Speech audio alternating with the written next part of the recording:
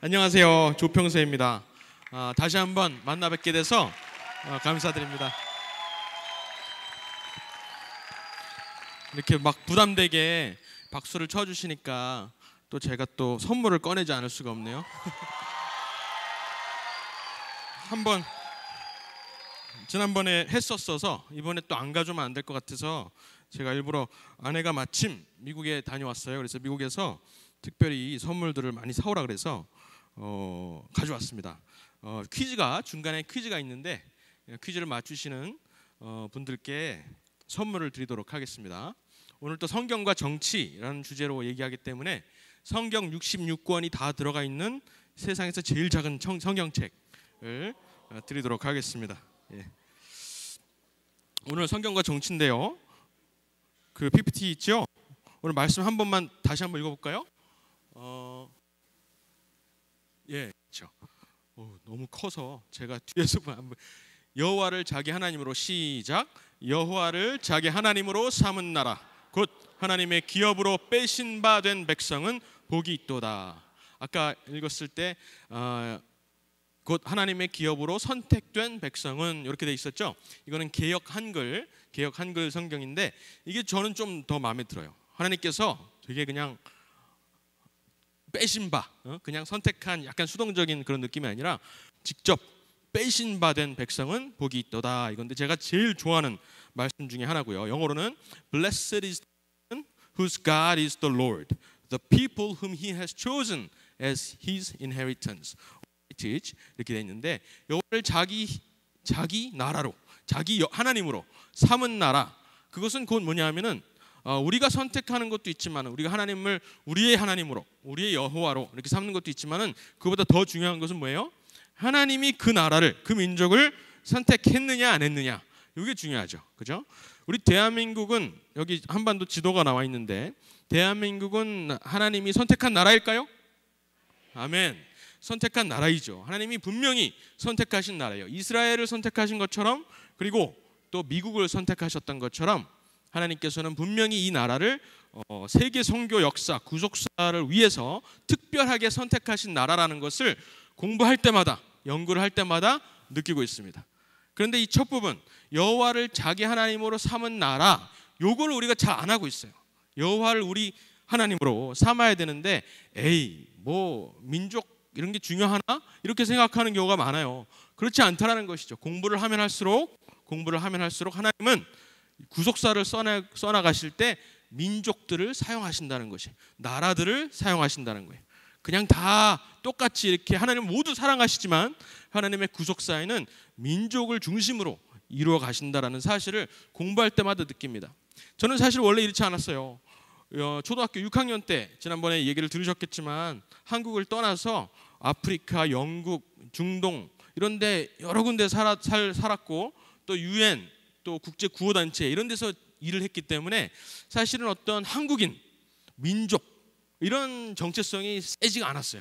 세지가 않았는데 공부를 하면 할수록 국제 정세를 들여다보면 볼수록 그냥 모두 다 코스모폴리탄 세계인 해서 이렇게 두루뭉술하게 우리가 스스로의 정체성을 삼다가는 하나님이 어떻게 일하시는지를 제대로 못 볼 것 같은 거예요. 하나님께서는 공평하게 모든 사람들을 사랑하시지만 그래서 모든 사람에게 뭐 흑인이나 백인이나 동양이나 똑같이 구원의 가능성을 열었지만 하나님이 역사를 써가시는 그 관계, 그 과정 속에는 분명히 나라를 사용하신다는 거예요. 민족들을 사용하신다는 것을 계속해서 느낍니다.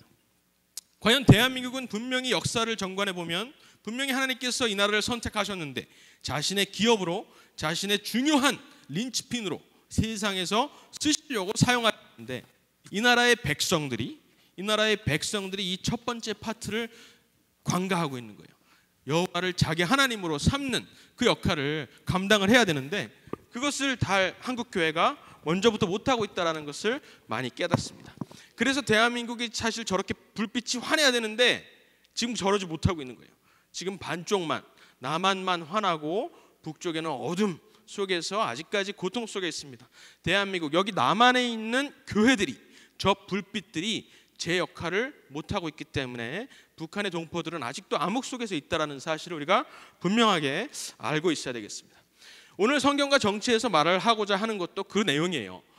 저기 뒤에서 이제 이따가 책을 또 팔겠지만은 책에서 읽어보시면은 그 내용들이 쭉 담겨 있지만은 우리가 교회 안에서 교인들이, 성도들이, 목회자들이 정치에 대해서 얘기하는 것을 너무 부끄러워하는 거예요. 너무 부끄러워하는 거예요. 물론 교회 성도님들 본인들도 상당히 헷갈리고 모호한 그러한 주제들이 많긴 하죠.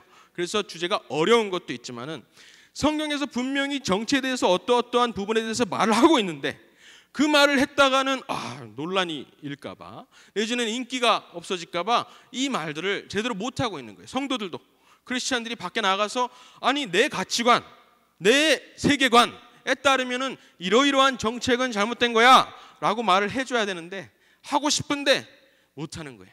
부끄러워서, 그리고 확신이 없어서일 수도 있죠. 하지만 이 성경책은 정치는 빼고 다 모든 것을 얘기하고 있나요? 아니죠. 정치도 얘기하고 있죠.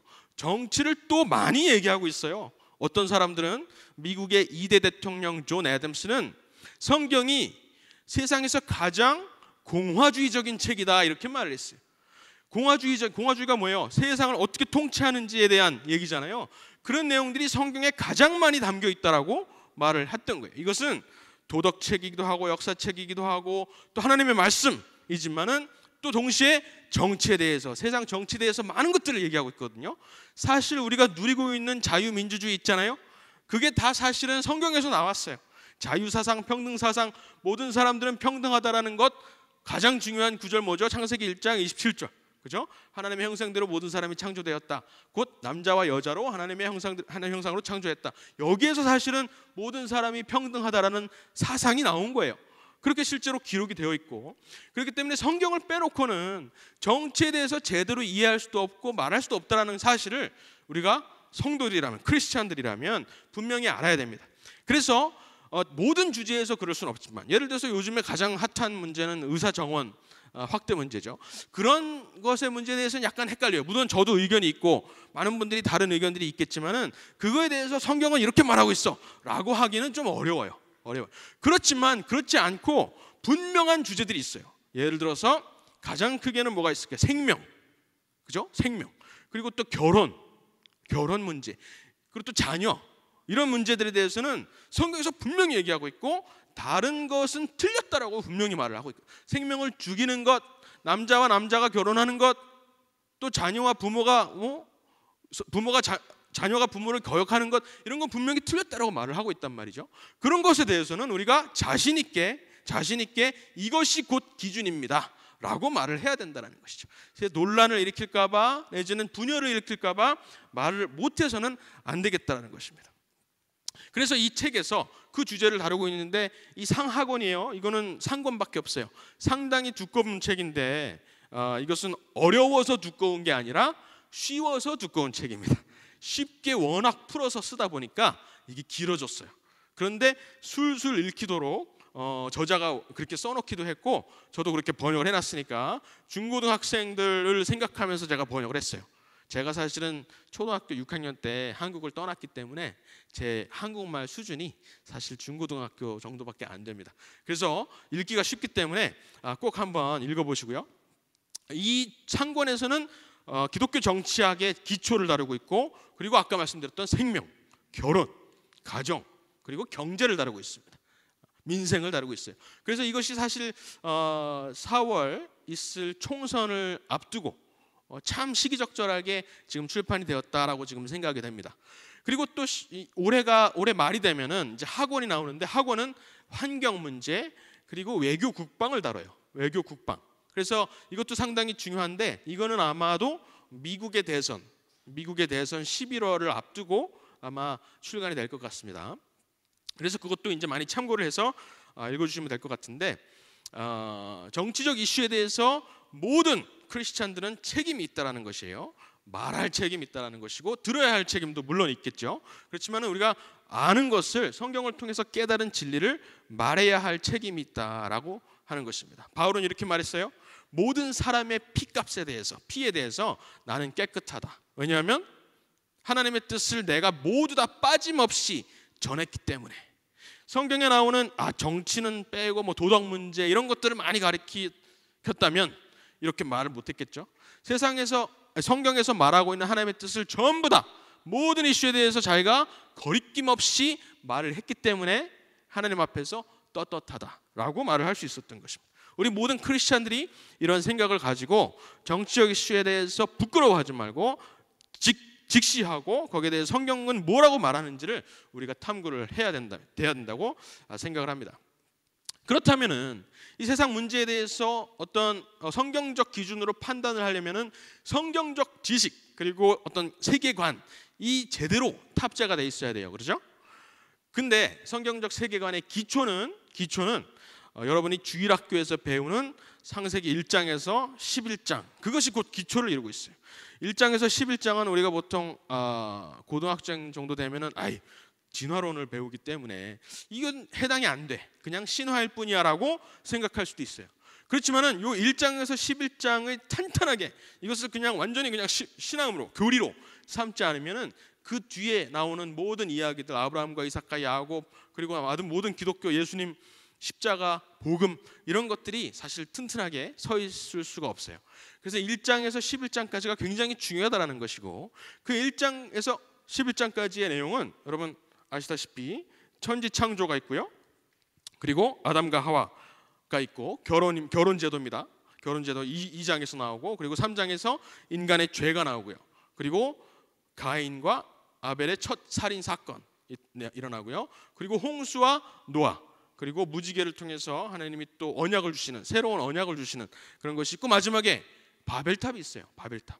그런데 이 줄거리에 포함되는 세계관이 세상의 모든 문제들 생명, 가정, 자녀 교육 이런 거 부모님들 자녀 교육 이런 문제에 대해서 모두가 담겨 있다는 것이고 중요하게도 오늘 얘기하려고 하는 정치에 대해서도 세상 정치에 대해서도 요 1장에서 11장까지의 내용에 포함이 되어 있다는 것이죠. 구체적으로는 특별히 정치, 정부, 세상 정부에 대해서는 9장과 11장에 들어가 있습니다. 9장은 뭐예요? 9장에는 곧 하나님께서 세상을 홍수로 심판하시잖아요. 그 다음에 노아의 방주에 있는 사람들만 이렇게 구원하셔서 노아와 가족들이 방주에서 나왔을 때 이제 무지개를 보여주시면서 새로운 언약을 주시는 것인데 이게 이제 문제가 있는 게 뭐냐면은 이거를 개신교에서는 노아 언약이라고 부르기도 하고 저기 유대인들은 뭐라 그러냐면 노아하이드 로우라 그래서 노아 7계명이라고 부릅니다. 근데 제가 탈무드를 통해서 종교학을 배울 때 노아 7계명을 배울 때 어떤 내용이 있었냐면 뭐 살인하지 말라 10계명하고 비슷해요. 살인하지 말라 간음하지 말라 이런 내용이 있는데 맨 마지막에 시민 정부를 세워라 이렇게 돼 있어요. 시민 정부를 세워라. 인간들 중에는 정부가 필요하다 이런 말이 탈무드에는 있는 거예요. 7계명 중에 하나로. 근데 이 본문을 읽어보면 볼수록 아무리 읽어봐도 시민 정부를 세우라는 말이 없는 거야. 시민 정부를 세우는 없어요.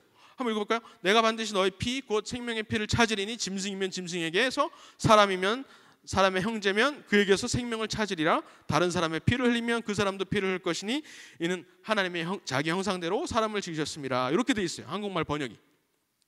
여기에서 이 구절에서 시민 정부를 세워라 라는 그 함의점을 도출해냈는데 어디에서 그 내용이 있는지 제가 잘 모르겠는 거예요. 그런데 이 책을 보면서 이 성경과 정치를 보면서 깨닫게 됐어요. 한국말 번역이 잘못됐다는 것을 깨닫게 됐어요. 그래서 그럼 영어 성경을 지역했을 때 영어 성경 중에서 뭐 NIV도 그렇고 KJV도 그렇고 다 그래요. 이 특별히 ESV가 제일 정확하게 번역을 하고 있다라고 보는데 이 웨인 그루뎀이라는 저자가 이 성경과 정치라는 책을 쓴 사람이 영어로 번역을 한 거예요. 번역 총괄을 맡아서 책임을 졌는데 이렇게 써 있어요. 너의 생명의 피에 대해서 하나님은 응보를 요구할 것이다. 각 짐승과 사람에 대해서 응보를 요구할 것이다. 그런데 어떻게 응보를 요구하냐면은 그의 죽은 사람의 동료 인간으로부터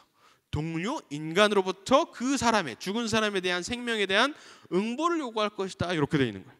그 말은 무엇이냐면은 하나님이 직접 저 살인자 하나님의 형상을 닮은 살인자를 죽였어. 그럼 내가 심판을 해야 되겠다가 아니라 그 죽은 사람의 동료 인간 그 형제들을 통해서 그 사람에게 응보를 내리겠다 그러는 거예요. 그 말은 뭐냐면은 이 인간들 중에 사법 재판소가 있어야 된다는 것이겠죠. 죽었느냐 안 죽었느냐 이걸 판단을 해야 되잖아요. 그리고 그 심판을 할, 사형이면 사형, 처벌이면 처벌, 이거를 할 어떤 정부를 뜻한다는 것이. 그래서 많은 유대인들이, 그리고 많은 신학자들이, 웨인 그루덴은 마찬가지고요, 바로 이 구절에서 정부에 대한, 시민 정부에 대한 성경에서의 첫 번째 근거를 도출했다라는 사실이에요. 이것은 한국어 성경으로만 봐서는 개역 개정이든 개역 한글이든 새 번역이든 전혀 찾을 수가 없는 내용인데, 영어 성경을 통해서 읽어낼 수가 있는 내용인 것입니다.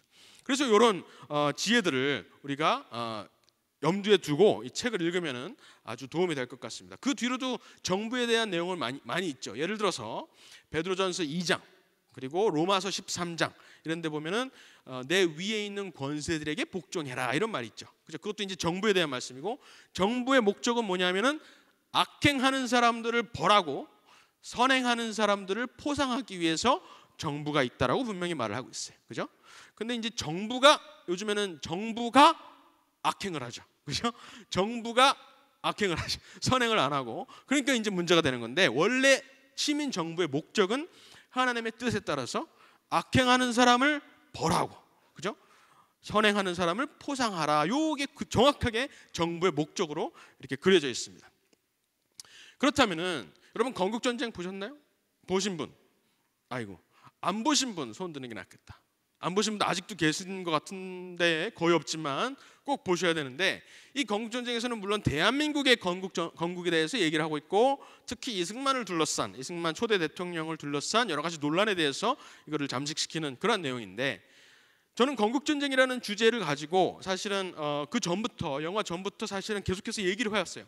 뭐냐면은 하나님께서는 민족을 통해서 구원사를 쓰시는데, 이것은 결국 하나님의 건국과 사람의 건국 간의 전쟁이다라고 이제 저는 이해를 하는 거예요. 사람의 건국은 뭐죠? 아까 말했듯이 창세기 11장, 바로 그 전장에 나오는 10장에 나오는 니므롯 아시죠? 세상의 첫 영걸이라고 표현되는데 워리어죠, 워리어. 이 니므롯이 세운 나라가 11장의 바벨탑이에요. 근데 이것이 곧 사람의 건국이라고 할 수가 있어요. 그 전장 9장에서 분명히 하나님께서는 시민정부의 근거를 주셨죠. 시민정부를 세워라.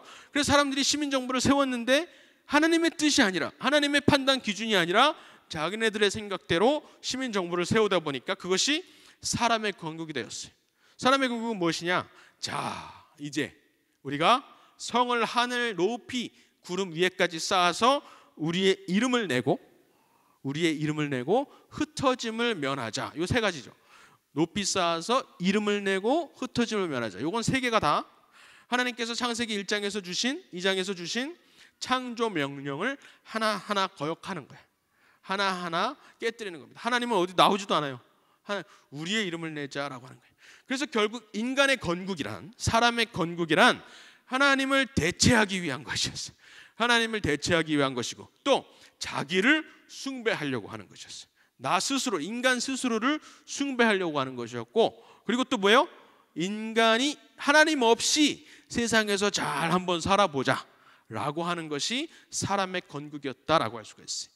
그렇지만은 인간 최초의 정부가 바벨탑이었듯이, 사실 그 이후로 생겨난 모든 세상 정부들이 다 이러한 경향성을 띠고 있습니다.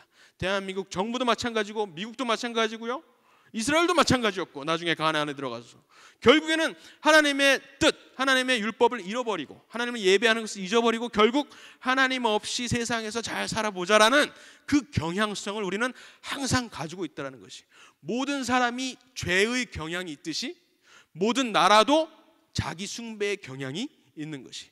그래서 우리는 항상 정부를 바라볼 때 아무리 좋은 정부고 아무리 하나님의 뜻에서 세워진 정부라 할지라도 항상 경계의 눈으로 쳐다보고 감시를 해야 된다는 것입니다. 그러한 제도가, 그런 거를 가장 잘할 수 있는 제도가 뭐예요? 자유민주공화국이라는 것이에요. 그리고 그 자유민주공화국의 원칙들을 그 12장부터 나오는 출애굽기 이야기를 통해서 다 그려 놓았다는 것이죠. 이 모형을, 프로토타입을 다 써놨다는 사실이에요. 무슨 이야기가 나오나요? 12장부터 36장까지는 아브라함과 이삭과 야곱의 하나님에 대해서 쭉 나오죠. 그 다음에 요셉 이야기가 나와요. 이 서사를 통해서, 이 창세기의 나머지 서사를 통해서 성립하려고 하시는 게 뭐예요? 하나님의 공동체입니다. 언약 공동체. 내가 너를 통해서, 아브라함 너를 통해서 큰 민족을 이룰 것이다 라는 그 공동체를 만드시는 서사예요. 그 다음에 출애굽기, 오늘 2부 말씀에서 너무나 중요한 말씀을 해주셨고, 이 지금 말씀과 너무나 매칭이 되는 그러한 말씀을 해주셨는데, 바로 출애굽 사건, 놀라운 기적들과 바로 막 강팍해진 바로의 마음을 뒤집어가면서 홍해를 뚫고 건너오는, 그리고 마지막에 이 바로의 병사들을 다 쓸어버리는 그 놀라운 역사들을 통해서 사람들을 빼내시는 거예요. 아까 첫 번째 구절에 뭐죠? 곧 여호와께서 빼신 바 된, 자기 기업으로 빼신 바 된 그 백성은 복이 있나니, 이렇게 해놨죠. 이게 이스라엘이에요. 그리고 또 나중에 보면 미국도 그렇고 우리 대한민국도 그렇단 말이죠. 그러한 하나님의 건국, 하나님의 나라 세우기, 하나님의 건국이 있다라는 것입니다. 그런데 나와서 무슨 일이 있었죠? 아까 너무나 드라마틱하게 담임 목사님께서 우리가 막 생생하게 보일 정도로 눈에 보이는 것처럼 이렇게 막 재현을 해주셨어요. 그렇죠? 아까 2부 예배 때 그렇게 하셨는데, 출애굽을 통해서 나와서 가장 먼저 하는 게 뭐죠? 불평이죠. 고기가 없어요. 나중에 가서는 생선이 없어서 불평했다고 나와 있어요. 고기와 생선이 없어서 불평을 하기 시작합니다. 그래서 하나님께서는 뭘 주시죠? 율법을 주시고, 그리고 율법을 주었는데도 사람들은 금송아지를 만들어서 우리를 애굽에서 빼낸 그 하나님이 바로 이 금송아지다라고 하면서 숭배를 합니다. 하나님이 빠지면 결국 사람을 숭배하든 금덩어리를 숭배하든 곤충을 숭배하든 모든 숭배하게 돼 있어요. 사람은 하나님이 빠진 곳에는 결국 그 공백을 이상한 말도 안 되는 것들이 채워지게 돼 있습니다. 그것이 정치가 될 수도 있어요. 정치가 될 수도 있어요. 그래서 결국에는 예배하는 이 성막이 필요했기 때문에 출애굽 40년을 통해서 이 성막이라는 이 하나님의 불기둥과 구름기둥을 통해서, 성막을 통해서 인도하시는 그 역사를 연습하도록 하신 것입니다. 그럼 여기서 퀴즈를 낼게요. 뭔지 아시겠죠? 10계명, 혹시 초등학생 중에, 초등부 중에 10계명을 1부터 10까지 다 외울 수 있다 손 들어보세요. 1부터 10까지 다 외울 수 있다. 진짜? 이렇게 많다고? 정말? 그렇다면 여기 먼저 가볼게요. 1부터 10까지 외울 수 있어요? 다 안 외워도 돼. 한 5개만 외워도 돼요. 할 수 있어요? 할 수 있어요? 누가 아까 손 들었었는데? 지금 막 찾아보지 말고 여기 있다. 그러면은 1부터 10까지 2명이 들었으니까 1부터 5번째까지 먼저 여기서 해주시고, 다음에 6부터 10까지 한번 해주세요. 10계명 1부터 5계명까지 할 수 있겠어요? 나 외에는 다른 신을 섬기지 말라. 그렇죠. 2계명, 나 외에는 다른 신을 만들지도 말고 섬기지도 말라. 3,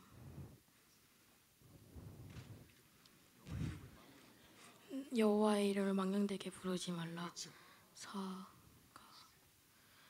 안식일을 거룩하게 기억하여 지키라. 간음하지 말라. 내 부모를 공경하라. 그렇죠. 5번째까지. 감사합니다. 우와, 대단해요. 이야, 이거 생각도 못했는데 이거를 하나씩 맞춰가지고 선물을 주려고 그랬는데 다 맞춰버렸네요. 6계명부터 아까 누구였죠? 여기 6계명부터 10계명까지 할 수 있겠어요? 해보세요. 6계명. 살인하지 말라. 그렇죠? 간음하지 말라. 또 도둑질하지 도둑질하지 말라. 그리고 여기 아까 누구죠? 8까지 있어요.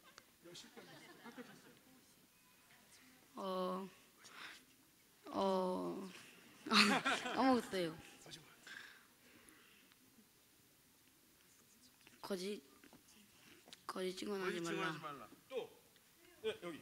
내 이웃의 집을 탐내지 말라. 그렇죠. 내 집 드릴게요. 아이고, 잘하셨어요. 솔직히 생각보다 잘한 것 같아요. 10계명, 요거가 사실은 근데 굉장히 중요합니다. 구약에 있는 율법이라고 생각해서 우리가 약간은 이렇게 배제하는 경향이 있는데 그러면 안 돼요. 사실은 여기서 말하고 있다시피 세상 서양 문명, 서구의 자유 문명이 바로 이 10계명 위에 올려져 있다라고 해도 과언이 아니에요. 과언이에요.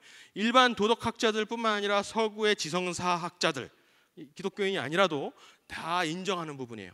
10계명은 그만큼 굉장히 소중한 우리 인류의 유산입니다. 왜냐하면 인간보다 큰 어떤 존재가 내려준 유일한 율법이기 때문에 그래요. 그 당시에 많은 율법들이 있었지만 그것은 다 왕이, 폐왕이, 함무라비 뭐 이런 폐왕이 딱 내려준 거죠.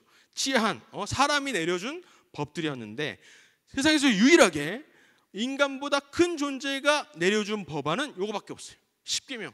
그 뒤에 나오는 많은 율법들이 있어요. 그래서 이 10계명이 굉장히 중요하다는 것이고 여기 나오죠. 나 외에 다른 신을 섬기지 말라, 우상을 만들어 섬기지 말라, 여호와의 이름을 망령되이 여기지 말라, 안식일을 기억하여 거룩하게 지키라, 부모를 공경하라, 살인하지 말라, 간음하지 말라, 도둑질하지 말라, 거짓말하지 말라, 남의 것을 탐내지 말라 이렇게 돼 있죠. 여기 빨간색으로 4계명과 5계명 빼고는 전부 다 하지 말라예요. 하지 말라, 하지 말라. 이것은 뭘 말하죠? 인간의 악한 경향성을 말하죠. 우리는 가만히 놔두면 요거 다 하게 돼 있어. 하지 말라는 말 안 하면 다 이거 하게 돼 있어. 그래서 우리 부모님들이 아이한테 가장 많이 하는 말이 뭐예요? 그거 하지 마라, 하지 마라, 하지 마라. 하지 마라가 제일 많아요. 이거에 대해서 부모님들은 죄책감을 느끼면 안 돼요. TV에서 무슨 오은영 이런 사람들은 부정적인 말 하지 말라 그러는데 하나님도 10중 8은 우리한테 하지 말라, 하지 말라 하셨어요. 그렇죠? 하지 말라는 게 당연해요. 우리 인간은 악한 경향이 있고 무엇보다도 자기를 해하려고 그래. 저도 2살짜리 딸이 있고 8살짜리 아들이 있는데 자기를 해하려는 경향이 있기 때문에 반드시 하지 말아라, 저기 올라가면 안 돼, 만지면 안 돼, 벽에다가 젓가락 콘센트 찌르면 안 돼, 이렇게 계속 해야 된다는 것이죠. 그래야 스스로를 보호할 수 있다는 거예요. 그런데 나머지 2가지는 하라예요. 다행히 하라인데 이것도 결국 하나님을 예배하라는 것과 부모를 공경하라는 것이 이 두 가지만 우리가 유일하게 할 수 있는 조건으로 하나님께 두셨습니다. 너무나 정확한, 너무나 많은 이야기들이 여기서 나올 수 있는데 생략을 하겠습니다. 결국에는 사람의 건국과 하나님의 건국이라고 할 수 있어요. 성경과 정치라는 주제를 우리가 다룰 때 건국 전쟁이고요. 이것은 사람의 건국과 하나님의 건국인데 사람의 건국은 뭘로 대표돼요? 바벨탑. 그리고 하나님의 건국은 뭘로 대표돼요? 출애굽. 바벨탑과 출애굽의 사건인데 오늘 2부 예배 때 목사님께서 너무나 생생하게 이 출애굽 사건에 대해서 말씀을 해주셨어요. 그래서 너무나 감사한데 이 사람의 건국에 대해서 사람의 건국의 대표적인 예가 현대의 예는 뭐냐면 공산주의입니다. 우리가 공산주의를 유물론으로 알고 있죠. 무신론자라고 알고 있는데 그렇지 않아요. 그렇지 않아요. 하나님을 믿었는데 하나님을 대적한 거예요. 공산주의는 하나님을 믿었는데 하나님을 대적한 거예요. 공산당 선언 아시죠? 공산당 선언이 이제 대표적인 공산주의 문건인데 공산당 선언의 첫 번째 문장이 뭘까요? 첫 번째 문장. 유럽에 어떤 귀신이 돌아다니고 있다. 바로 공산주의의 귀신이다. 이렇게 말하고 있어요. 아니 유물론이라며. 유물론은 뭐예요? 영혼 이런 거 안 귀신 이런 거 안 믿는 거거든요. 근데 첫 문장부터 어떤 유령이 떠돌아다니고 있다. 이렇게 말을 해요. 이렇게 말을 해요. 그리고 원래 공산당 선언의 제목도 사실은 유물론 선언, 무신론 선언 이게 아니었어요. 처음부터 뭐였냐면 나중에 엥겔스랑 주고받은 서신에 의하면은 원래 제목이 공산주의 신앙 고백이었어요. 그리고 그보다 전에 또 한 가지 이걸로 할까라고 고민했던 내용이 있는데 공산주의 교리문답이었어요. 그러니까 이 마르크스랑 엥겔스는 어떤 무신론, 유물론의 철학을 하나 만들려고 했던 게 아니라 새로운 인간 종교를 만들려고 했다는 거예요. 인간 종교를 하나 창시하기 위해서 엥겔스랑 머리를 맞대고 고민을 했다는 것이에요. 이것은 또 하나의 종교이고 그 종교는 곧 하나님을 대적하는 종교였다는 것이 역사를 통해서 나와 있습니다. 그런데 재밌게도 제가 찾아보니까 공산당 선언을 계속해서 번역이 되고 있어요. 우리나라 말로. 근데 가장 최근 번역이 뭐냐면은 원숭이도 이해하는 공산당 선언이에요. 그래서 되게 쉽게 썼다 이 말이겠죠. 근데 좀 생각해봐요. 원숭이도 이해하는 책이라면 그 책은 좋은 책이에요? 그 책은 좋은 책이에요? 이상하잖아. 원숭이도 이해하는 책? 그거는 우리 사람의 책은 아니잖아. 적어도 사람이 그거를 따라야 돼요? 여기서 무슨 세계관이 나오냐? 원숭이나 사람이나 똑같다라는 사상이 나오죠. 그죠? 진화론이나 이런 것들을 이제 받아들여서 결국에는 원숭이나 우리나 똑같다라는 그러한 내용을 여기 담고 있는 거예요. 원숭이가 이해하면 좋은 책이 될 수가 없죠. 우리는 원숭이보다 도덕적인 존재이고 월등한 존재이고 하나님께서 우리 인간들을 하나님의 형상으로 창조한 존재인데 원숭이도 이해하는 책을 보고 우리가 감동받고 그대로 정치하면은 원숭이 나라밖에 안 되겠죠. 그렇죠? 그래서 너무나 잘못된 사상들을 세상은 이렇게 가리키고 있다는 것을 우리가 알 수가 있습니다. 그런데 하나님의 나라는 달라요. 하나님의 건국, 하나님의 나라는 아까 출애굽을 통해서 나오셨을 때 많은 나라, 주변 나라들한테 알리셨던 것처럼 하나님의 건국은 무엇보다도 하나님의 영광을 드러내는 것이고요. 그리고 사람들을 해방시키는 겁니다. 자신이 약속을 주었던 그 아브라함과 이삭과 야곱의 하나님을 따르는 그 히브리 민족에게 준 약속을 이루시는 것이고요. 그리고 애굽의 모든 우상들 10개 재앙을 통해서 우상들을 막 파괴하셨잖아요. 그렇게 우상들을 파괴하는 겁니다. 우리가 쉽게 생각하려면은 북한을 한번 생각해 봐요. 나중에 우리가 통일이 되어서 아까 그 사진이 본 것처럼 북한을 환하게 우리가 불빛을 수놓게 될 때, 복음으로 북한을 다시 태어나게 할 때, 그 한반도가 제대로 다시 하나님의 건국으로 재탄생할 때, 그때 한번 생각해 보세요. 북한에 있는 김일성과 김정은의 모든 동상들, 그 우상들을 다 파괴하는 것, 그죠? 북한에 있는 모든 사람들, 그 동포들 지하교회에서 숨어서 예배드렸던 그 포로 수용소의 많은 사람들을 우리가 해방시키는 것, 그렇죠? 그리고 이 사건을 통해서 모든 나라에 일본과 중국과 미국에까지도 야 한반도에 통일이 일어났구나, 거기에도 복음이 들어가겠구나 라고 소문이 퍼지는 그것을 한번 상상해 보세요. 하나님의 영광이 널리 드러나는 그런 것들을 상상해 보시면 됩니다. 대한민국도 결국에는 그 통일을 이루어서 하나님의 건국, 하나님이 계획하신 그 건국을 이루어야 할 때가 지금 가까이 오고 있고요. 그 주역이 바로 여기 앉아 계신 여러분들이라고 저는 생각을 합니다. 출애굽 사건을 통해서 우리가 알 수 있는 것 중에 하나는 3가지 국가의 조건이에요. 국가가 성립하려면, 하나님의 나라가 성립하려면 어떤 조건들을 이루어야 되는지가 3가지가 나오고 있습니다. 뭐냐면 첫 번째로 우리가 자유해야 되죠. 북한 사람들처럼 이동의 자유도 없고 성경을 읽을 자유도 없고 정보의 자유도 없는 그런 상태로서는 우리가 나라를 세울 수가 없어요. 적어도 하나님의 나라를 세울 수가 없어요. 그래서 결국에는 출애굽을 해야 된다는 거예요. 노예제로부터 해방돼야 된다는 것이. 그런데 그것으로 불충분하죠. 우리한테 뭐가 필요해요? 법이 필요하죠.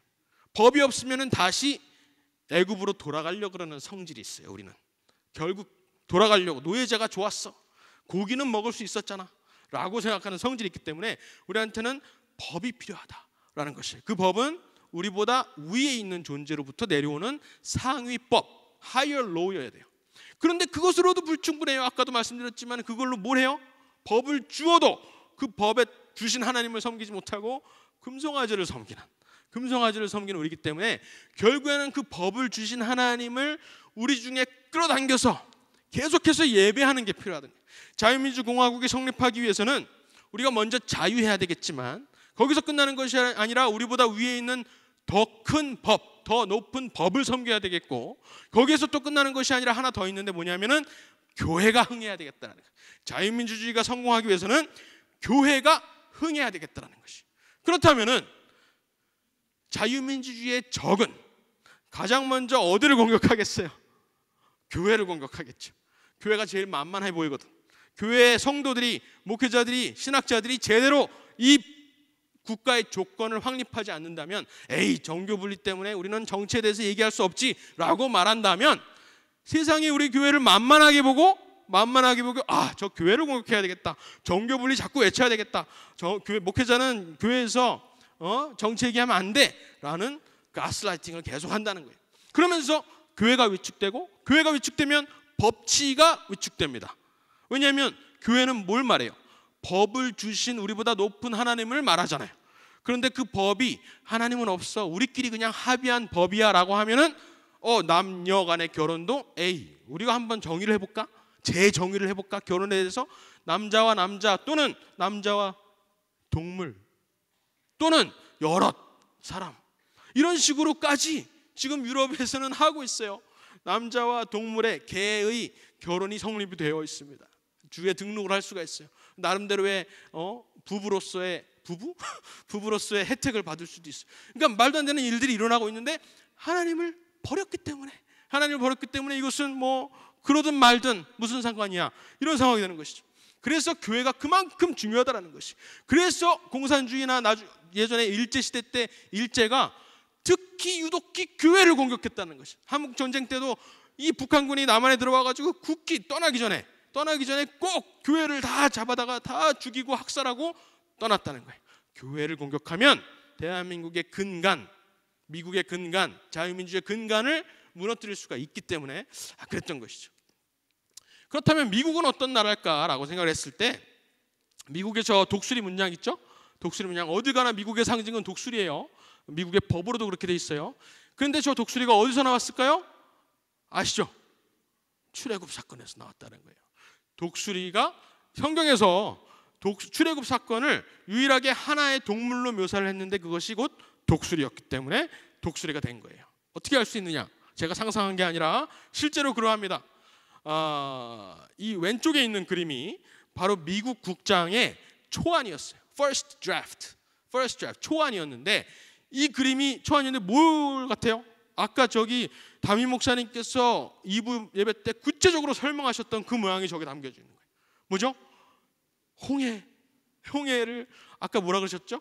콧방귀를 하나님이 콧김으로 홍해를 확 일으키시니까는 거기에 쓸려 내려가는 애굽 병사들이에요. 그죠?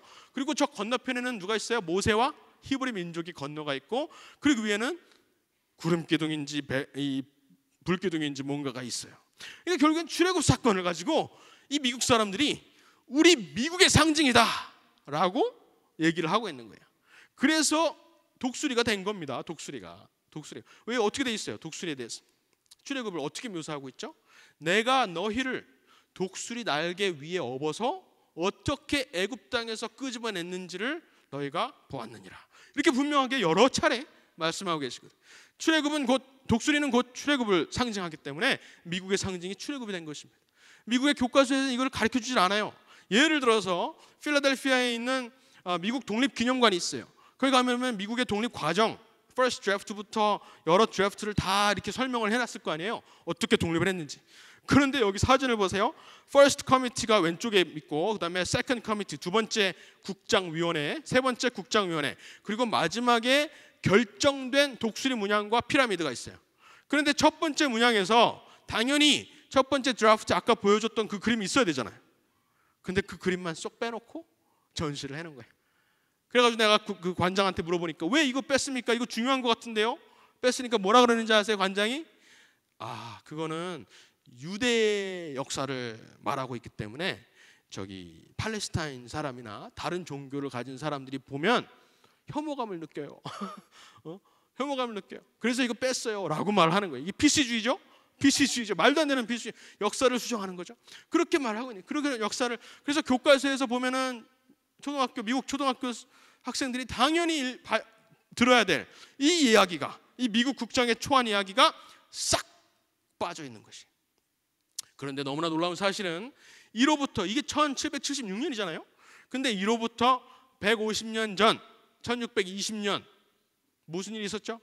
메이플라워 호를 타고 배를 타고 미국에서 유럽에서 102명의 청교도들이 이 매사추세츠에 도착을 하잖아요. 그게 이제 메이플라워 필그림 파더스라고 하는데 이 102명이 도착했을 때 그들은 뭘 가지고 있었겠어요? 당연히 성경책을 가져왔겠죠. 근데 그 성경책이 뭐냐면은 제네바 성경이에요. 제네바 성경.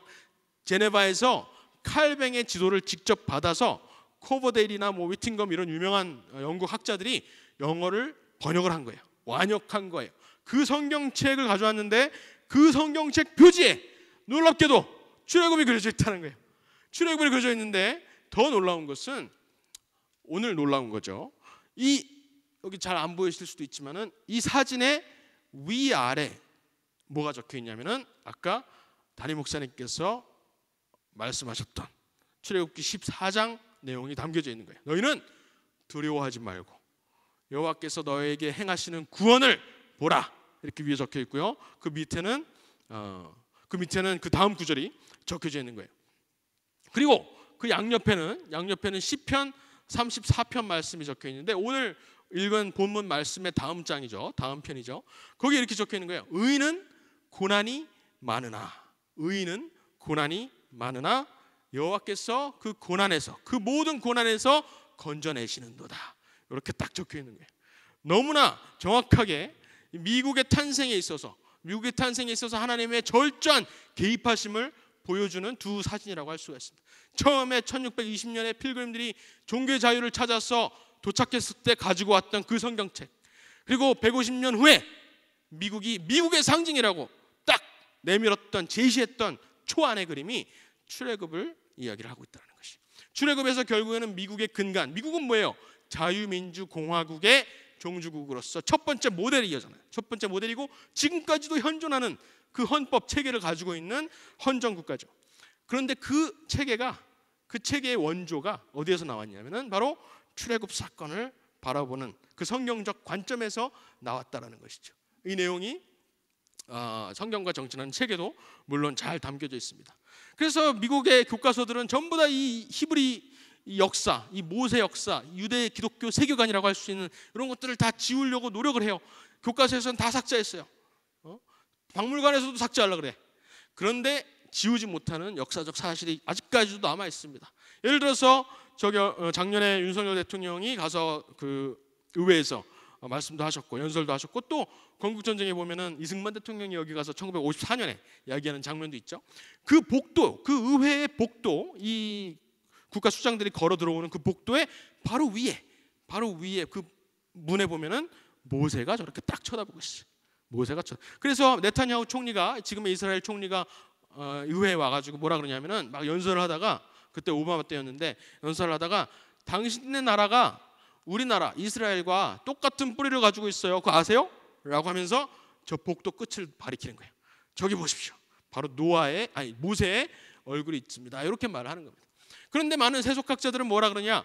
에이, 모세만 있는 게 아니에요. 그 주변을 둘러싸고 많은 입법자들이 있어요. 그 중에는 헬라의 솔롱이라든가 심지어 공자도 있어요. 공자도 있고 함무라비, 아까 말했죠. 함무라비, 바빌론 왕국의 입법자들, 그리스의 입법자들 다 있어요. 모세만 특별한 게 아니야라고 말하지만 어떻게 돼 있어요? 전부 다 옆모양을 하고 있습니다. 그냥 옆모양을 하고 있는 게 아니라 전부 다 모세를 바라보고 있어요. 미국의 역사에서 건물에서조차 이 유대 기독교 세계관, 성경적 세계관에 입각해서 이 나라가 세워졌다라고 건물조차 외치고 있는 것이. 그리고 결정적으로 미국의 최고 법원이라고 할 수 있죠. 바로 미국의 대법원 꼭대기에 누가 있냐면은 모세가 십계명을 딱 들고 있고, 왼쪽에는 서양 입법자를 대표하는 헬라의 솔롱이 있고요, 오른쪽에는 동양의 입법자를 대표하는 공자가 있습니다. 신기하죠? 그렇지만 중심에 바로 히브리 문명이 있다는 것이. 히브리 문명, 이것은 유대인들만을 위한 것이 아니라 인류 전체한테 주신 그 십계명, 서구 문명의 기초가 되었던 그 십계명을 여기서 인류의 기초다라고 선포를 하고 있다는 사실입니다. 물론 세속학자들은 이것도 지워버리려고, 이것도 어떻게 하면은 혐오감을 조성한다 해가지고 이것도 없애려고 노력을 하지만은 그렇게 쉽게 무너질 미국은 아닌 것 같아요. 그렇다면은 미국의 초대 대통령부터 시작해서 현재 대통령까지 성경에 대해서 어떻게 말했는지 한번 찾아볼까요? 아까 이대 대통령이 성경은 세상에서 가장 공화주의적인 책이다라고 말했죠. 거기에 더 이어서 뭐라 그러냐면 성경은 지구상 가장 심오한 철학과 가장 완벽한 도덕, 그리고 가장 섬세한 정책들을 담고 있다. 우리 헌법은 도덕적이고 신앙심이 깊은 사람들을 위한 것이다, 이렇게 말했어요. 그리고 조지 워싱턴 1대 대통령은 우리나라의 기초는 무지와 미신이 팽배했던 암울한 시대에 생겨난 것이 아니라 성경을 통해서, 성경의 계시를 통해서 유익한 빛이 인류에게 빛을 비추었을 때 태어난 나라이다, 이렇게 말을 하면서 미국이 축복받았다라고 이제 말을 하고 있습니다. 대한민국도 사실 그렇죠. 미국처럼 성경이 한글로 완전히 퍼져나가서 교회가 왕성하게 부흥이 되었을 때 건국이 되었어요. 그런 나라가 많지 않은데 그런 걸 통해서 또 우리가 축복받았다는 것을 알 수가 있습니다. 또 노아 웹스터라는 웹스터 사전을 만드신 분이죠. 성경은 공화주의 원칙들의 최고 원천이고 근간이다. 평등과 권리, 자유 이런 책임의 원칙들이 모두 다 성경에서 나왔고, 성경은 모든 폭정을 금지하면서 동시에 법치와 질서를 존중하게 한다. 기독교의 가치관을 버리거나 파괴하면 공공 질서와 자유, 즉 공화국의 기초가 흔들린다. 교회가 성경을 제대로 잡지 않고 타협하고 성경의 기준을 선포하지 않으면 이 자유민주 공화국의 기초가 흔들린다라고 250년 전 국부들이, 미국을 세운 국부들이 말을 하고 있는 것입니다.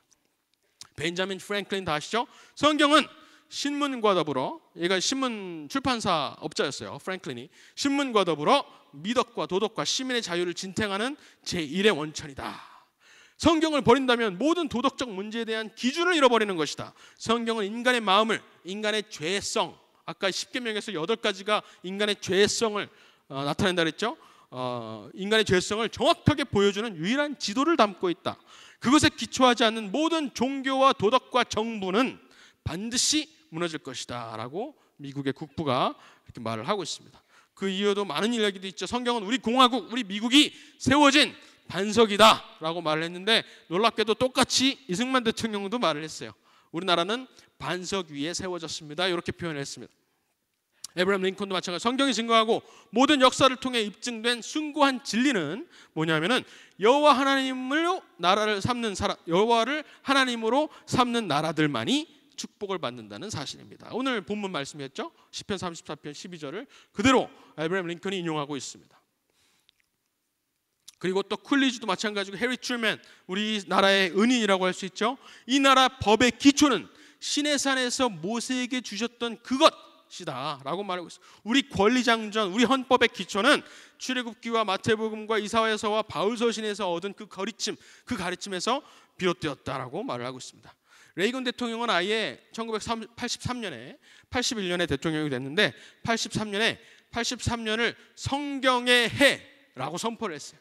그러면서 기독교인이든 아니든 미국 국민이라면 올해 한 해 동안 모두 다 성경을 연구합시다 이렇게 선포를 했어요. 왜냐하면 미국이라는 나라가, 이 공화국의 기초가 바로 성경 위에 있기 때문에 미국인이라면 성경을 공부해야 됩니다 라고 선포를 했습니다. 이것이 백악관 기록과 미국 의회 기록에 나와 있습니다. 대한민국은 과연 그럴까? 이에요. 여러분 다 아시죠? 우리는 여호와로 하나님을 삼은 나라이기 때문에 그래요. 그런데 동시에 우리가 확신해야 될 사실은 뭐냐면은 하나님께서도 우리를 자신의 기업으로 삼으셨느냐 이거예요. 그럼 어떻게 우리가 알 수 있을까요? 출애굽이 그랬던 것처럼 놀라운 기적, 홍해를 가르는 기적, 그 전에도 10개의 우상들을 파괴하는 기적들을 통해서 이것을 봤을 때 이방 제사장 이들조차도 이것은 여호와가 아니라면은 할 수가 없는 일이었다라고 모두가 공감을 해야 돼요. 우리가 미국을 봤을 때 지금까지 흘러온 역사를 보면 그들이 가져왔던 성경에 출애굽이 있었고, 나중에 150년 뒤에 그들이 국장으로 제시한 그 초안이 출애굽이 있었고, 이런 놀라운 역사들을 봤을 때 이것은 하나님이 기업으로 선택하신 나라가 아닐 수가 없다라고 말을 하는 거잖아요. 그러면 과연 대한민국은 어떠한 기적들, 이것은 사람의 힘으로 된 것이 아니야 라고 할 수 있는 그런 기적들이 어디가 있을까 우리가 알아야 되고, 그것들을 계속 주변에 전파해야 되는 거예요. 우리가 저 사진 아시죠? 1948년 5월 31일 날 재원의회를 열 때 기도로 시작할 때, 그죠? 아시죠? 이승만 대통령이 뭐라 그러셨어요?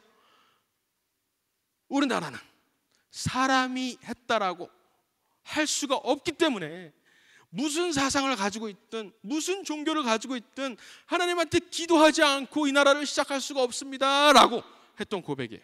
그러면 그 전에 무슨 기적들이 있었는지 우리가 적어도 대표적으로 몇 개는 알고 있어야 된다는 것이죠. 대표적으로 뭐가 있을까요? 우리나라가 미국과 처음으로 교류를 했던 것이, 사실은 동등하게 중국과 일본과 많은 교류가 있었지만 동등한 위치가 아니었어요. 우리는 중국에 항상 조공을 바치는 국가였죠. 처음으로 동등하게 다른 나라랑 관계를 맺은 게 1883년, 지금으로부터 152년 전 미국이었습니다. 그 미국과 교류를 맺고 나서 고종은 미국에서 대사를 받죠. 공사를 받아요. 그래서 푸트라는 공사를 받고 여기에 대해서 대응하기 위해서 우리 조선은 공사를 파견한 여력은 안 되지만은 잠깐 동안 미국 구경하고 오라고 견미단을 파견합니다. 견미단, 미국을 보고 와라 그래서 견미단이에요. 혹은 보빙사라고 하기도 해요.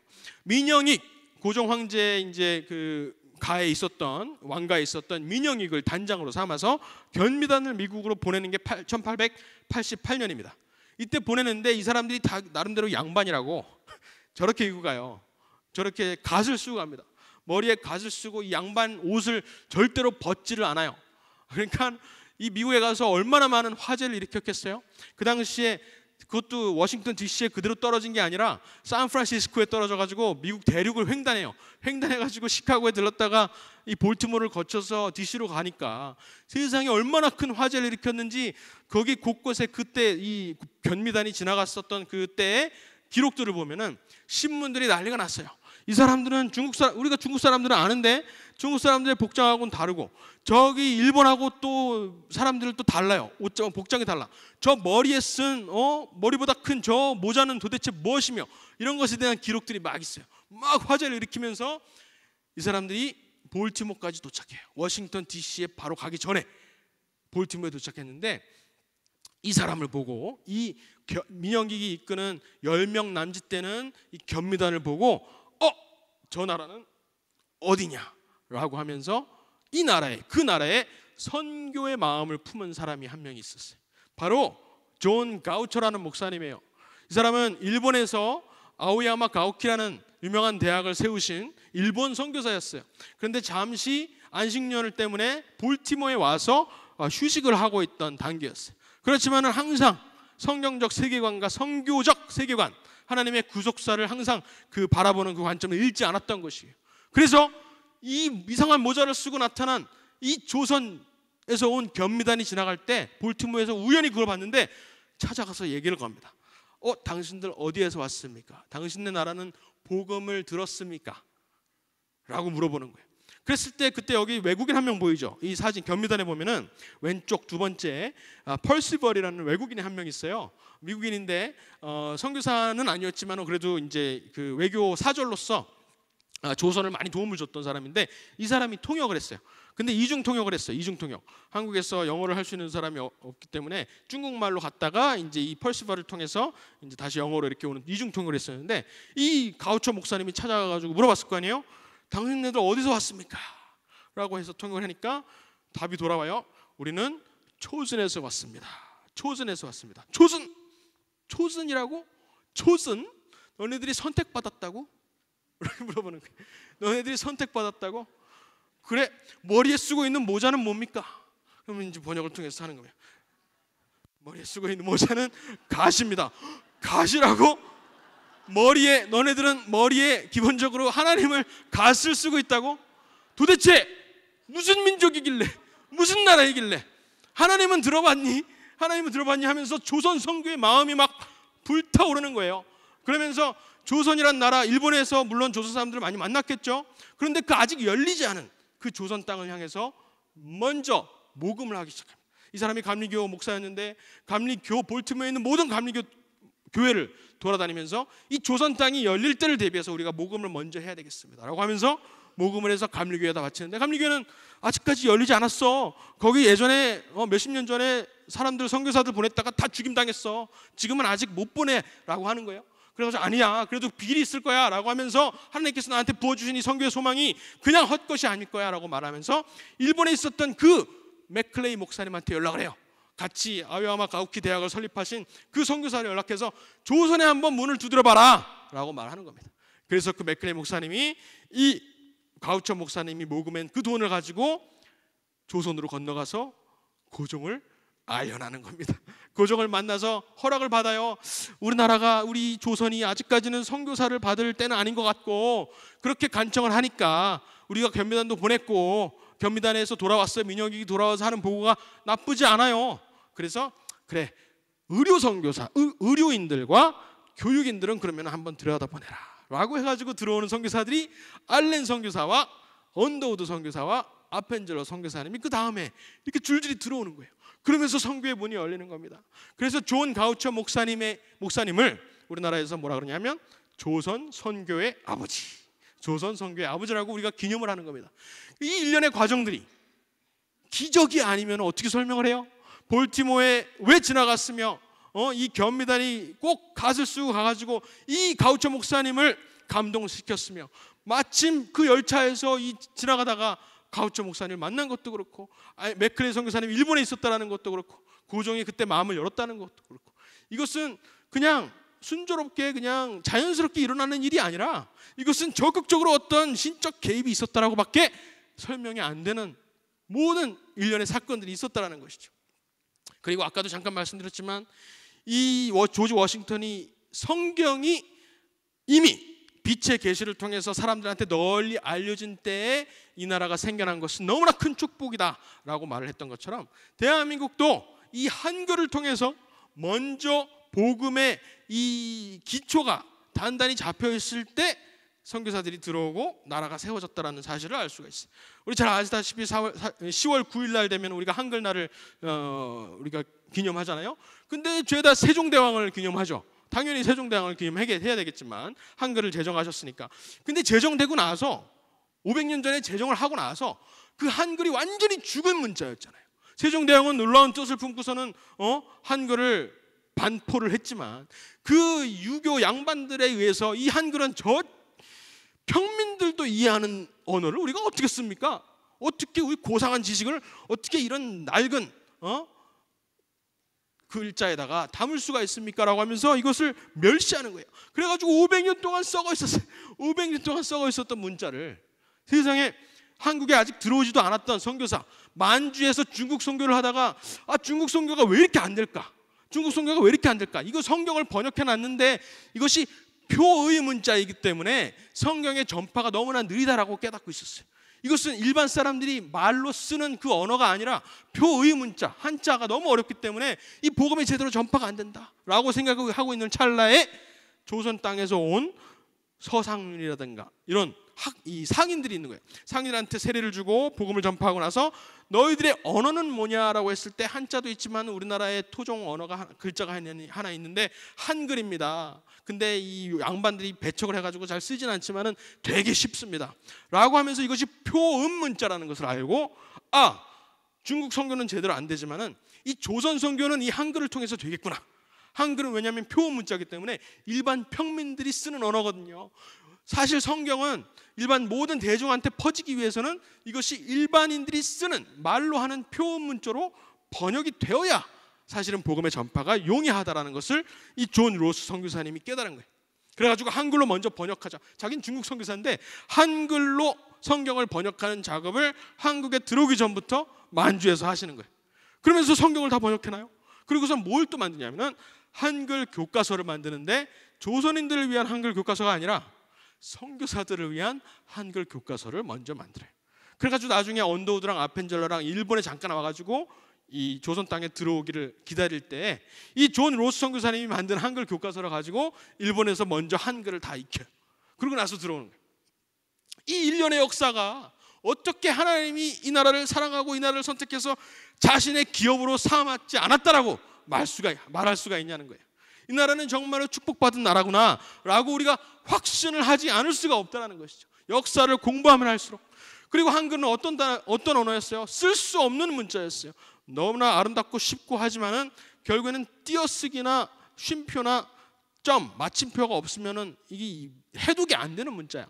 그렇잖아요. 엄마가 방에 들어가셨다. 엄마 가방에 들어가셨다. 말이 안 띄어쓰기가 없으면은 이해가 안 되는 그런 문자인데 여기에다가 알파벳에서 띄어쓰기를 도입해 주신 분이 바로 호머 헐버트 선교사님. 우리나라 사람들보다 조선인들보다 한글을 더 사랑하고 한국인들을 더 사랑했던 호머 헐버트 선교사님이 띄어쓰기를 도입하면서 한글의 대중화에 기여를 하셨다는 것이죠. 제임스 게일 선교사님, 나중에 이승만 대통령에게 추천서를 써주고 미국에 입학하게 하신 그 제임스 게일 선교사님도 한글의 위대함을 깨닫고 한글 교과서, 존 로스 선교사님은 선교사들을 위해서 한글 교과서를 만들었는데 제임스 게일은 조선인들을 위해서 한글 교과서를 만들어요. 바로 유몽천자라고 해서 유몽천자. 그 한성 감옥에 2년 전에 한성 감옥에서 도서 대출장이 공개가 됐어요. 그 월남 이상재의 손자가 자기가 가지고 있었던 도서 대출장을 하나 공개를 했는데, 그게 뭐냐면 한성 감옥에서 가지고 있었던 도서 대출장이에요. 웬 도서 대출장? 바로 이승만이 그 한성 감옥에다가 세운 도서관, 그 도서관에 도서 대출장이 기록이 나와 있는 거야. 그래서 그것을 통해서 이 죄수들이, 이승만과 이상재와 또 많은 독립운동가들이 무슨 책을 가장 많이 대출해서 읽었을까, 그거를 알 수가 있는 거예요. 그런데 가장 많이 대출한 책이, 물론 성경책은 대출할 필요가 없었어요. 항상 비치가 되어 있었기 때문에. 가장 많이 대출한 책이 바로 제임스 게일 선교사님이 쓰신 유몽천자라는 책이에요. 그런데 그 유몽천자라는 책에 뭐가 있겠어요? 바로 철로역정원 비롯해서 미국의 독립선언서, 미국에 어떻게 기독교 세계관에 입각해서 세워졌는지, 이러한 문헌들이 다 예시로 번역이 되어 있었다는 것이죠. 놀라운 이러한 일련의 사건들이 어떻게 하나님의 개입하심이 없었다라고 할 수가 있겠냐라는 것이. 그래서 나중에 게일 선교사는 이렇게 말을 합니다. 한글은 정말로 이 세상에서 제일 간단하다. 서기 1445년에 발명되었는데 조용히 먼지투성이에 묻혀서 자기의 때가 오기를 조용히 기다리고 있었다. 그런데 그것이 너무 쉬웠기 때문에, 너무 쉬워서 심지어 여자들조차도 한글을 한 달 조금 넘는 기간에 읽을 수 있었으니 조선 양반들이 어떻게 이것의 대중화를 허락했겠느냐, 이 말을 하는 거예요. 하나님의 신비로운 섭리에 의해서 그 한글은 신약 성서와 다른 기독교 서적을 위해서 많이 준비된 채 자기의 날이 오기를 경건하게 기다리고 있었다라고 말을 하는 겁니다.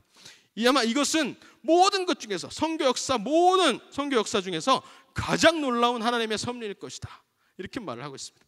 선교사들 뿐만이 아니에요. 춘원 이강수가 이런 말을 했어요. 한글도 글이라는 생각을 세종대왕이 아니라 조선인에게 준 것은 바로 조선교회다, 예수교회다. 귀중한 신구약과 그 귀중한 하나님의 말씀이라고 바트는 그 신구약과 찬송가를 다른 한자가 아닌 한글로 먼저 번역하여 이에 비로소 한글에 권위가 생기고 또 보급이 된 것이다. 아마 조선글과 조선말이 진정한 의미로 고상한 사상을 담는 그릇이 되면 성경의 번역이 아마도 최초일 것이며, 만일 후일에 조선 문학, 한글 문학이 건설된다 하면은 그 문학사 역사의 제1항에는 신구약의 번역이 있어야 될 것이다. 지금 캘리포니아에 가면요, 제2외국어로 무슨 언어를 선택하는지 아세요? 전부 다 한글을 선택해요. 몇 년 전까지만 해도 스페인어를 당연히 선택해야죠. 스페인어를 절반 이상이 얘기를 하고 있는데, 스페인어는 근데 제3 번째로 선택하는 언어고 제2외국어로 가장 많이 선택하는 글자가 한글이에요. 왜 그럴까요? BTS한테 팬레터 쓰려고 중고등학생들이 BTS인지 누군지 모르지만 하여간 걔네들한테 K-팝 애들한테 팬레터를 쓰려고 한글을 배운다는 거예요. 이 조선 문학이 훗날에 건설된다 했을 때 그 문학사에 우리가 기억해야 될 가장 첫 번째 기록은 바로 신구약의 한글 번역이 돼야 될 것이다 라고 선교사들 뿐만 아니라 춘원 이강수가 이렇게 말을 했다는 것입니다. 이었지 선교사들의 그 기초가 우리나라의 대한민국의 기초가 아니리요, 근원이 아니리요 라고 할 수가 있는 거예요. 이승만 대통령이 했던 말이죠. 교회에서 정부의 본의가 딸려 나오기 때문에 교회에서 감화되고 감동된 사람이 많을수록 정치의 근본이 바로 잡히나니, 성경을 통해서 도덕을 생기고 도덕 개념이 생기고 무서운 줄 알고 하나님 무서운 줄 알아야만 정치의 기본이 바로 잡힌다라는 그 사실을 감옥에서 다 깨달으신 거예요. 성경을 통해서 또 선교사들이 넣어주는 책들을 통해서 깨달았다는 것입니다. 나라보다 교회가 먼저 서는 것은 당연한 순서입니다. 좀 누구죠? 한경직 목사님께서 저렇게 말씀하신 거예요. 대한민국을 건국할 그 당시에 1946년에 했던 설교 말씀인데, 나라보다 교회가 서는 것은 당연한 순서입니다. 이스라엘이 그랬고, 무슨 말이에요? 이스라엘이 출애굽하고 나서 가나안 땅에서 나라를 세우기 전에 출애굽 광야에서 40년 동안 교회를 세운 것처럼, 그리고 미국인들이 1620년에 성경을 들고, 출애굽이 그려진 성경을 들고 미국 땅에 와서 150년 동안 교회를 연습한 다음에야 나라를 세운 것처럼, 대한민국에도 지금 48년에 나라를 건국하려고 보는데 과거를 점검해 보니까 세상에 70년, 60년 전부터 기적적인 일련의 사건들을 통해서 선교사들이 이 땅에 들어오고 교회가 먼저 세워지고 한글을 사람들이 대중화해서 보급되어서 한글을 쓰게 되고 성경은 미리 이 땅에 들어오기 전에 어떤 선교사가 한글로 미리 성경을 번역해 놓고 이러한 일련의 역사들을 통해서 나라가 세워지기를 기다렸다. 나라가 세워질 때를 기다렸다라고 말을 하고 있는 거예요. 한경재 목사님. 그렇기 때문에 이 나라는 반드시 하나님께서 자신의 기업으로 삼으신 나라입니다. 라고 여기서 고백을 하고 있는 것입니다. 마지막으로 한 가지만 더 알려드릴게요. 제가 이번에 미국에서 오기 전에 미국에서 또 하나 뭐 볼 수 없을까? 이승만에 대한 흔적을 좀 찾을 수 없을까? 제가 하면서 많이 이렇게 흔적을 찾아봤어요. 그런데 거의 남아있는 게 없어요. 그런데 이승만 대통령이 한국이 아니라 한성 감옥에서 나와서가 바로가 아니라 미국에서 세례를 받았다라는 사실을 알고 미국 어느 교회에서 세례를 받았을까? 누가 세례를 주었을까? 이게 궁금해졌어요. 그래서 워싱턴 DC에서 저 동상을 찾아봤습니다. 그랬는데 이승만 대통령이 세례받은 교회가 바로 저 커버넌트 왼쪽에 있는 교회인데요. 왼쪽에 있는 교회인데 그 교회가 없어졌어요. 교회가 지금 허물어졌고 오른쪽에 저런 빌딩이 세워졌습니다. 교회랑 상관없는. 그런데 이 위치를 알고 싶은 거예요. 그래가지고 사진을 잘 보니까 여기 왼쪽 귀퉁이에 조그마한 동상이 하나가 있죠. 조그만 동상이 있는데 그 동상을 찾으면은 이승만이 세례받았던 장소를 찾을 수가 있겠다라고 해서 저 동상을 찾아보니까 이렇게 동상을 찾았어요. 이 동상을 찾아봤는데 바로 이 동상이 누구냐 하면은 존 위더스푼의 동상이에요. 존 위더스푼의 동상을 보고서는 제가 온몸에 소름이 돋았습니다. 왜냐하면은 존 위더스푼은 바로 누구냐면은 미국 기독교 입국의 아버지라고 불리는 사람이었어요. 미국이 기독교 정신에 입각해서 그 헌법을 만들게 했던 그 헌법의 기초를 놓았던 국부가 바로 존 위더스푼이었다는 사실. 이 사람은 스코틀랜드의 존 낙스의 직계 후손이기도 하고 제임스 메디슨, 나중에 헌법을 만들었던 제임스 메디슨의 스승이기도 했습니다. 그래서 Father of the Christian Founding of America라고 불리는 존 위더스푼의 동상이 이승만이 세례받았던 바로 그 앞에 있었다는 것이. 그런데 그 동상을 또 누가 세웠을까요? 바로 이승만한테 세례를 줬던 튜니스 햄린 목사님이 워싱턴의 로비에 정가에 5년 동안 로비를 해서 예산을 따내서 이 동상을 자기 교회 앞에다가 세우신 거예요. 그런데 이 로비를 할 당시가 바로 이승만 대통령이 미국에 도착했던 1905년이었다는 거예요. 1905년 1월 1일 날 햄린 목사를 찾아가서 저에게 이런 제임스 게일과 언더우드 목사의 편지를 가지고 와서 저에게 세례를 베풀어 주십시오 라고 해가지고 그해 4월 15일 날 세례를 주시는 거예요. 그런데 그 4개월 동안 이 사람한테 이승만한테 숙박을 제공하고 워싱턴 제약의 총장을 만나게 하고 모든 것을 가르쳐주면서 이 존 위더스푼의 얘기를 안 했겠냐는 거예요. 존 위더스푼이 미국의 건국의 아버지 중에서도 특히 기독교 건국의 아버지에 대해서 이승만에게 말을 하면서 또 이승만에게 세례를 줄 때 그렇게 축복하지 않았겠느냐는 겁니다. 제임스 게일의 수cho서를 받고 정말 위대한 조선민족의 아버지가 될 사람인데 이 사람이 나중에 커서 미국에서 공부하고 난 다음에 이 조선민족을, 대한민국을 기독교 입국의 나라로, 미국처럼 그러한 나라로 세우게 하소서라고 세례를 주지 않았겠느냐는 거예요. 이렇게 놀라운, 너무나 아직까지도 발견이 계속될 만한 그러한 많은 사건들이 기적이 아니고서는 이해가 안 되는 사건들이 너무나 많다라는 것이죠. 기적이 아니고서는. 그래서 5월 31일 날 기도로 감사하면서 나라를 시작했던 것입니다. 이제 기도하면서 한번 기도하고 제가 기도하고 왔을 텐데요. 성경과 한국, 이 성경과 정치에 대해서 오늘 얘기를 했었는데 성경은 우리 대한민국이 바로 서기 위해서 뿐만 아니라 이 대한민국이 그 기업으로 받은 소명, 하나님의 기업으로 받은 소명을 다하기 위해서 성경적 가치는 대한민국 정치에 완전히 바로 잡혀야 됩니다. 그 역할을 우리 성도들과 교회들이 해야 되는 것이, 우리 한국 교회가 깨어서 이 성경적 가치관을 정계에 완전히 제대로 반영할 수 있도록 위해서 우리가 훈련받아야 되겠고 그렇게 외쳐야 되겠고 계속해서 성경적 세계관을 세상에 알려야 될 것입니다. 더 나아가서 우리 중에 그러한 정치인들이 배출이 돼야 되겠습니다. 그래서 통일 한국이 세워졌을 때 그 나라는 정말 출애굽이 그랬던 것처럼, 미국이 그랬던 것처럼 모든 나라에 하나님의 영광을 널리 드러내고 북한의 모든 우상들을 폐하고 무엇보다도 하나님의 놀라운 구원 역사, 그 구속 섭리의 역사에 동참하는 그러한 통일 한국이 되어야 되겠습니다.